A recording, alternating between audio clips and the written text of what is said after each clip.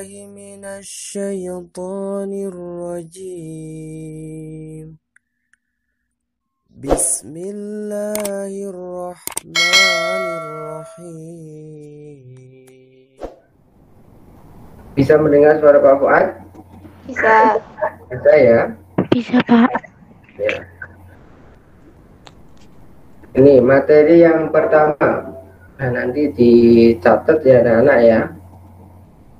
Nanti saja ini kalian mendengarkan dulu.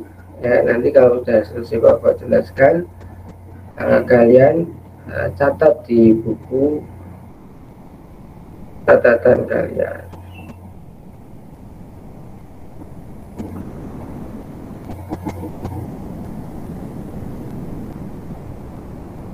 Ya, sudah muncul anak-anak?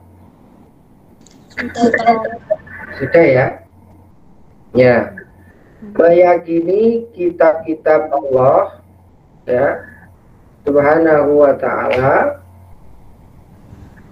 mencintai Al-Quran. Kenapa kitab-kitab Allah anak-anak? Karena ada banyak kitabnya. Ada berapa anak-anak? Kitab yang wajib kita yakini, kitab yang diturunkan oleh Allah, ada berapa? Ada berapa anak-anak? Ada? Kitab yang diturunkan Allah ada berapa anak-anak? Ada? Halo, apa tanya loh? Tahu kitab yang diturunkan Allah ada berapa anak-anak yang wajib kita yakini? 4. Ada 4. Ya benar. Apa saja coba sebutkan? Kitab Taurat, Zabur, Injil, Quran. Oh ya, kitab Taurat, Zabur, Injil, dan Al-Quran. Ya, betul. Itu wajib kita yakini. Ya, adapun karena kita beragama Islam, ya kita harus tadi mempelajari Al-Quran, tidak wajib mempelajari kitab yang lainnya. Ya, kita harus yakin ada kitab ya sebelum Al-Quran. Nah, itu saja. Yang pertama, pengertian iman kepada kitab-kitab Allah. Apa itu? Iman kepada kitab-kitab Allah ya, berarti percaya dan yakin dengan sepenuh hati ya bahwa Allah Subhanahu wa ta'ala telah menurunkan kitab-kitabnya kepada Rasulnya untuk disampaikan kepada umat manusia agar dapat meraih kebahagiaan dunia dan akhirat. Jadi tujuan daripada diturunkannya kitab-kitab Allah adalah agar kita dapat meraih kebahagiaan baik di dunia ini maupun nanti di akhirat.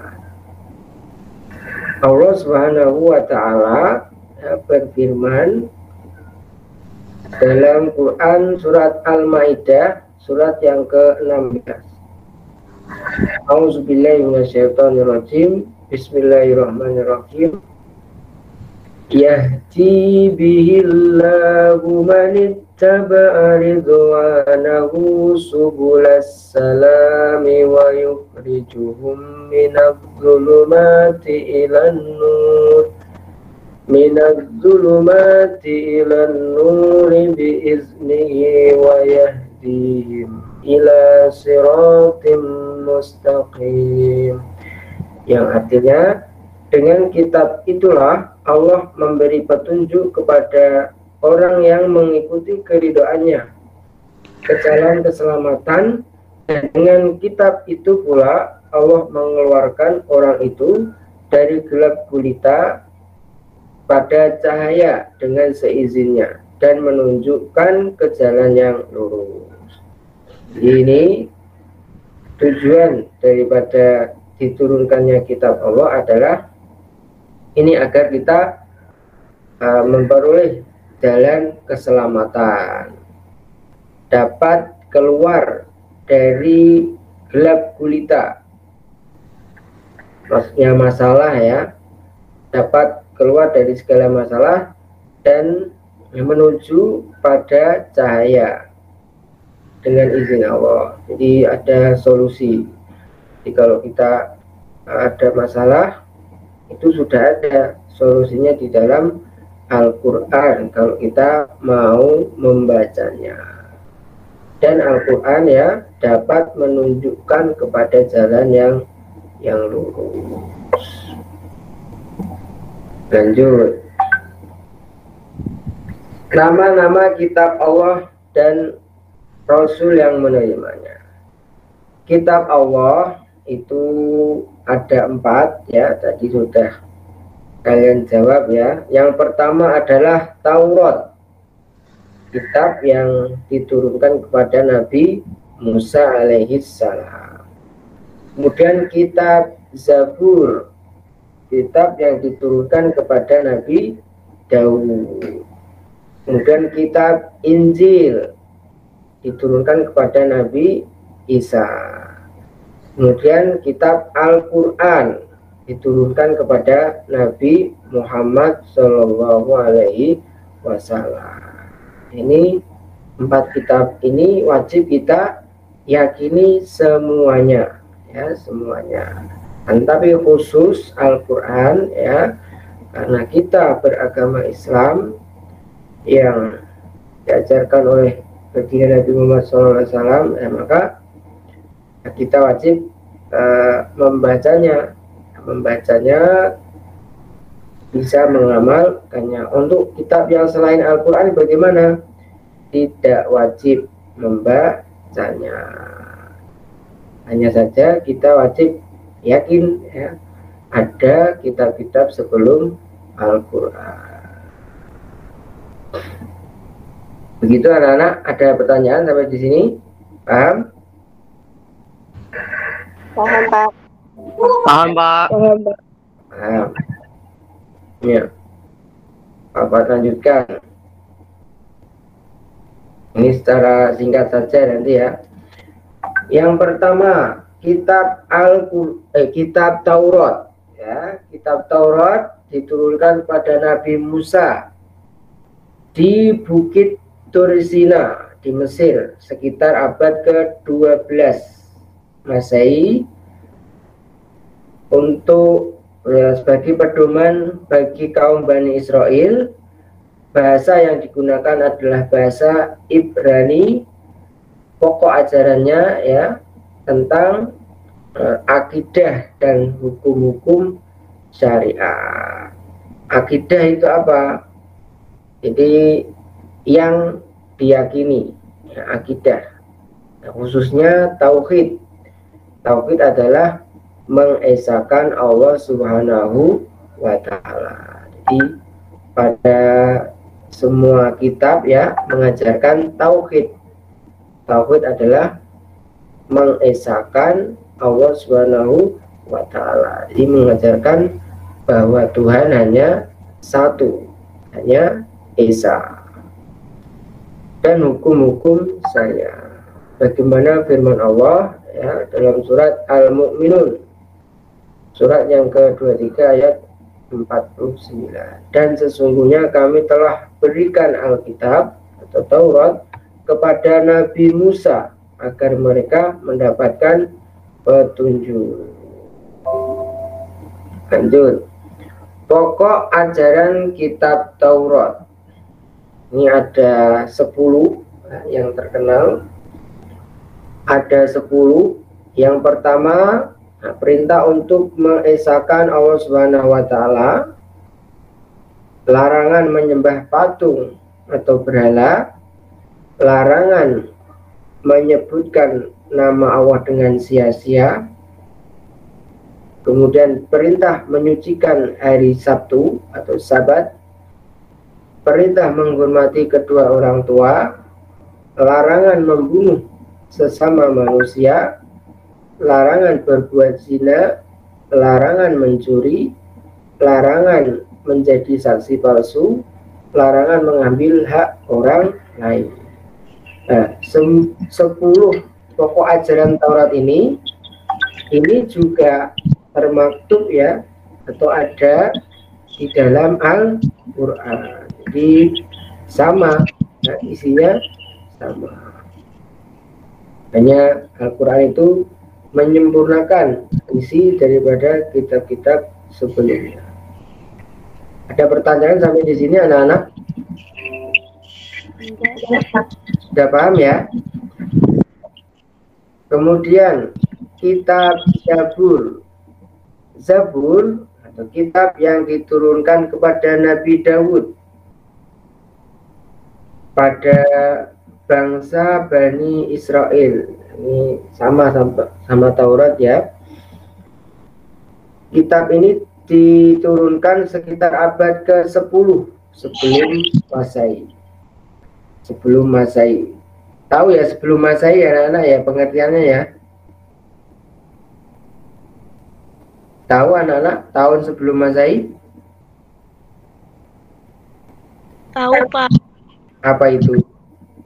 Kalau Masehi apa?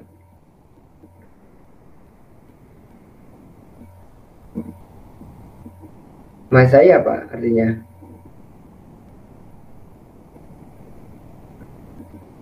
Kafir. Ya tadi menjawab tahu. Ya, apa? Kan ada Masehi dan sebelum Masehi. Maksudnya apa? Ya. Kalau Masehi ini Bapak jelaskan adalah tahun di mana Nabi Isa itu dilahirkan. Adapun sebelum Masehi berarti ya sebelum Nabi Isa dilahirkan. Paham anak-anak? Paham, Pak. Paham. Coba nada diulangi. Masehi apa tadi? Nada. Apa tadi? Pengertian Masehi. Tahun. Apa tadi? Masehi. Raffi. Apa tadi? Udah lupa. Masehi adalah tahun di mana Nabi Isa itu dilahirkan. Adapun sebelum Masehi berarti tahun di mana sebelum Nabi Isa dilahirkan. Begitu ya, paham ya? Paham. Jawab paham. Ini nanti kalau nggak paham tanya lagi. Ya, kitab Zabur ditulis dengan bahasa Kipti. Bahasa Kipti. Kandungan kitab Zabur berisi kumpulan pujian-pujian kepada Allah atas segala nikmat. Nah, selain itu juga berisi zikir, doa, nasihat dan hikmah. Allah berfirman nih, wa ataina Dawuda Zaburo. Kami telah memberikan kitab Zabur kepada Nabi Dawud. Nah, ini anak-anak ya, isinya juga ada di dalam Al-Quran. Ya, sekali lagi Al-Quran menyempurnakan kitab-kitab yang sebelumnya. Kemudian selanjutnya kitab Injil. Kitab Injil diturunkan kepada Nabi Isa sekitar abad pertama Masehi ya, di daerah Yerusalem atau Israel. Kitab ini ditulis dengan bahasa Suryani ya. Allah berfirman, qala inni Abdullah ataniyal kitaba wa ja'alani nabiyya. Nabi Isa berkata, sesungguhnya aku ini hamba Allah Dia memberiku Alkitab Injil, dan dia menjadikan aku seorang nabi.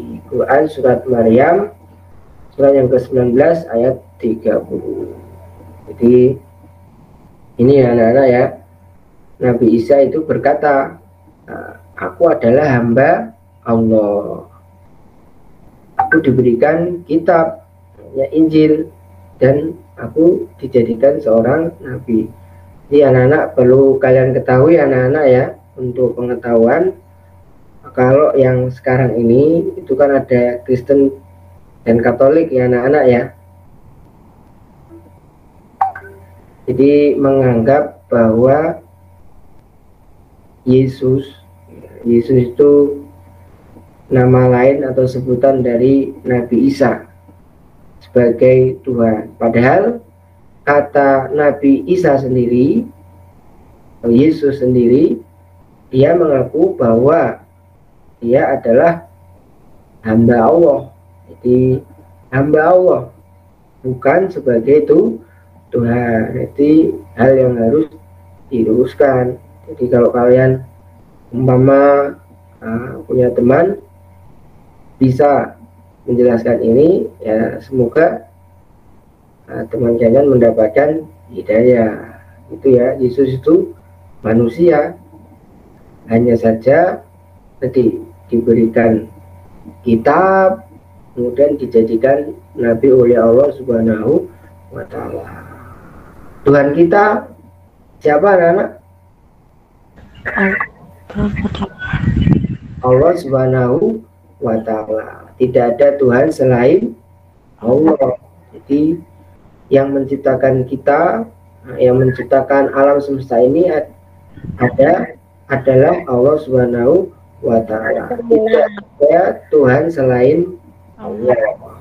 Coba kalau ada Tuhan selain Allah, jadi maksudnya Tuhannya banyak, kira-kira apa yang akan terjadi? Yang akan terjadi apa? Ya hancur alam semesta ini. Ya, ada mungkin ini contoh ya, gambaran ya.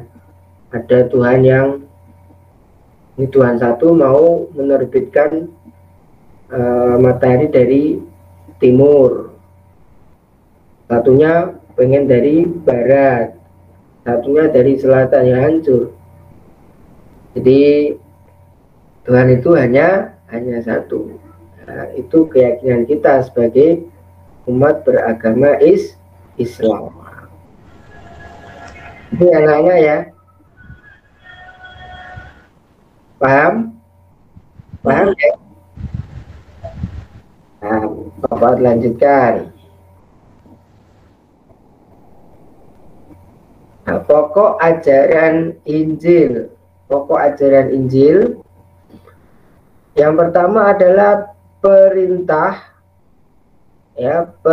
mengesahkan Allah Subhanahu wa Ta'ala. Jadi sama ya tadi ya perintahnya, membenarkan keberadaan kitab Taurat. Jadi saling membenarkan kitab satu dengan yang lainnya, menghapus beberapa hukum dalam kitab Taurat yang tidak sesuai dengan perkembangan zaman.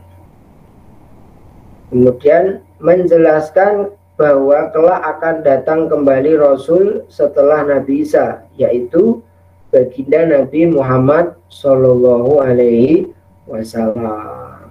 Jadi sudah dijelaskan pada kitab tersebut ya, bahwa nanti akan datang Nabi, akan menjadi Rasul setelahnya, yaitu baginda Nabi Muhammad SAW, Nabi dan Rasul yang terakhir.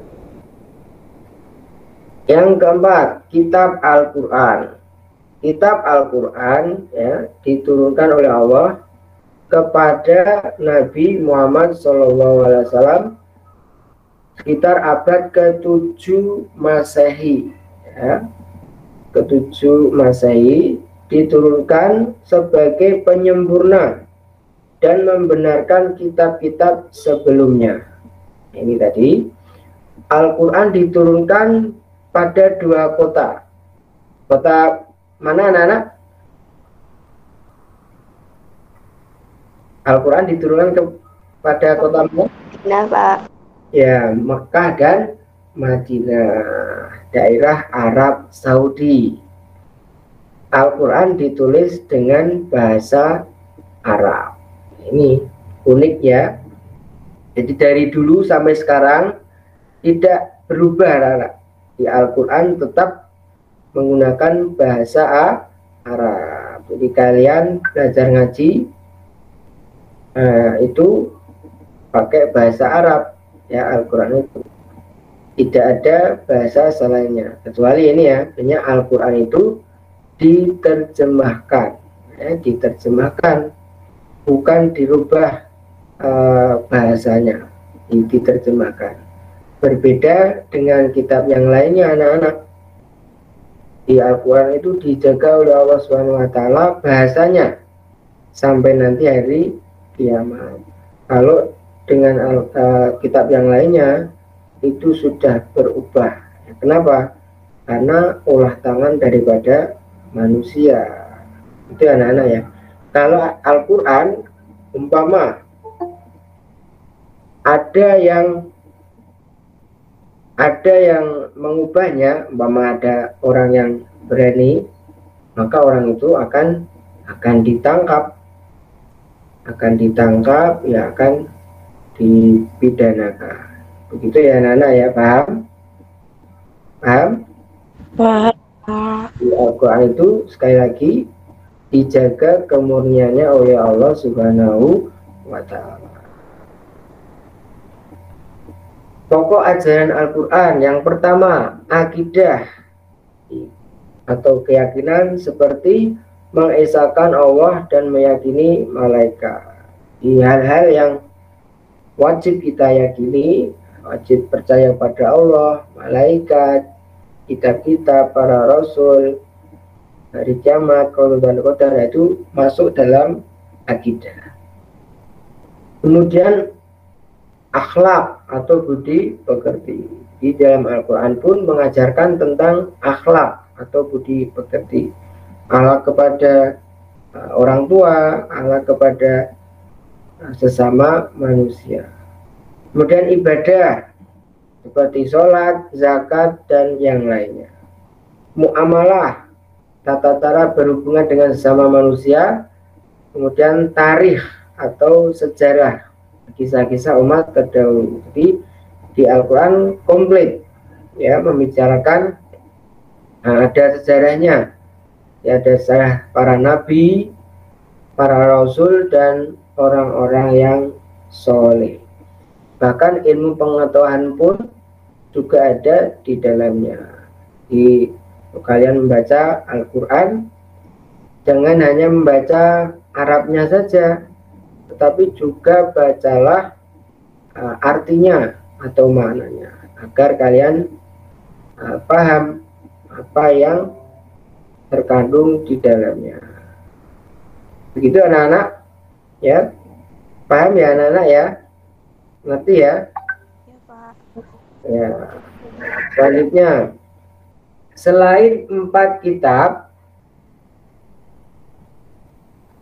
ada juga yang namanya suhuf ya, suhuf atau dari kata sohifah yang berarti lembaran wahyu Allah Subhanahu wa Ta'ala yang terpisah.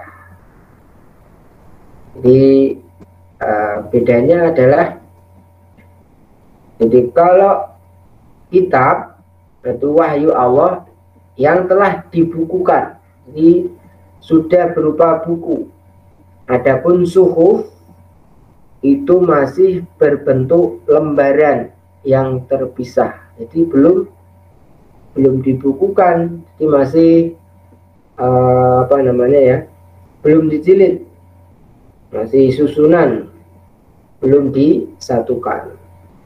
Ya, suhuf yang diturunkan kepada Nabi itu ada 100 suhuf, diantaranya ini Nabi Sis menerima sebanyak 50 suhuf. Nabi Idris menerima 30 suhuf. Nabi Ibrahim menerima 10 suhuf. Dan Nabi Musa menerima 10 suhuf. Itu anak-anak ya, suhuf itu lembaran wahyu yang diturunkan kepada Nabi yang masih terpisah, jadi belum disatukan. Ini perbedaan suhuf dan kitab. Isi kitab lebih lengkap daripada suhuf. Ya, bentuk kitab sudah dibukukan, sedangkan suhuf masih lembaran yang terpisah. Kemudian kitab biasanya berlaku lebih lama daripada suhuf. Ini contoh Al-Quran. Ini berlaku sampai nanti hari kiamat. Begitu anak-anak ya, paham? Paham anak-anak? Nah, insya Allah. Nah, ini tambahan Al-Quran sebagai kitab suci umat Islam. Ini Al-Quran tadi sudah Bapak sampaikan, terjamin kemurniannya dari awal hingga sekarang. Bacaan Al-Quran isinya tidak mengalami perubahan, baik penambahan maupun pengurangan. Sedangkan kitab-kitab sebelumnya, maksudnya kitab Taurat, kitab Zabur, kitab Injil, yang sekarang ini sudah tidak murni lagi. Kenapa? Ya karena tadi sudah ada campur tangan daripada manusia, sudah diubah-ubah, baik bahasanya maupun isinya. Al-Quran ya tidak hanya terjaga secara tertulis dalam mushaf, seperti yang kita lihat, tapi juga Al-Quran terjaga dalam hati dan pikiran para penghafal Al-Quran yang jumlahnya jutaan, bahkan miliaran. Jadi kenapa Al-Quran itu terjaga kemurniannya? Karena banyak orang-orang yang hafal daripada Al-Quran. Itu anak-anak. Kalau kitab selainnya ada nggak kira-kira yang hafal? Ada nggak? Hafal kitab Taurat, kitab Injil, kitab Zabur, ada nggak? Bisa jadi ada ya, akan tapi tidak sebanyak orang-orang yang hafal Al-Quran. Itu anak-anak, paham ya? Paham anak-anak? Paham, Pak. Insya Allah ya. Nih terakhir, hikmah beriman kepada kitab-kitab Allah. Yang pertama, memberikan petunjuk kepada manusia mana yang baik dan mana yang buruk. Ya. Kemudian pedoman, ya, sebagai pedoman agar manusia tidak berselisih dan menentukan kebenaran.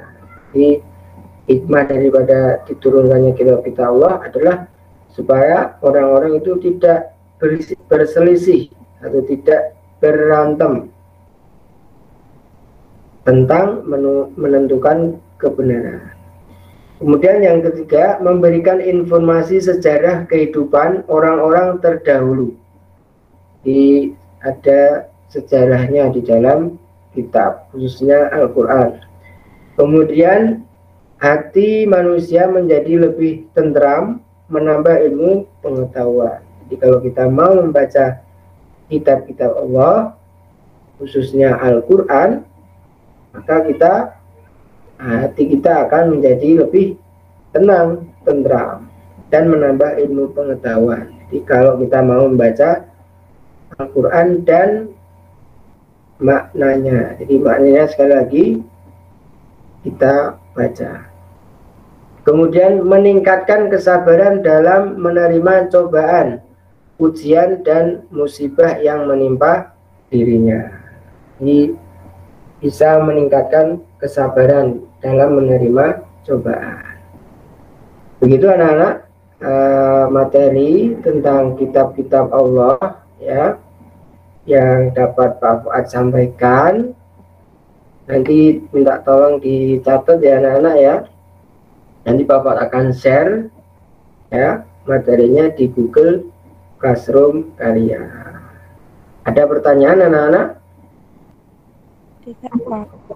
Ya, terima kasih kalian sudah hadir dalam meet ini. Ya, semoga penjelasan dari Pak Fuad ya bisa dipahami dan dimengerti. Untuk selanjutnya kalian tulis ya di buku catatan apa yang sudah Pak Fuad sampaikan dan kirim ke Google Classroom. Nanti Pak Fuad akan kirimkan kolom tugasnya hingga kalian bisa mudah untuk mengirimkannya. Terima kasih anak-anak. Wassalamualaikum warahmatullahi wabarakatuh. Waalaikumsalam warahmatullahi wabarakatuh.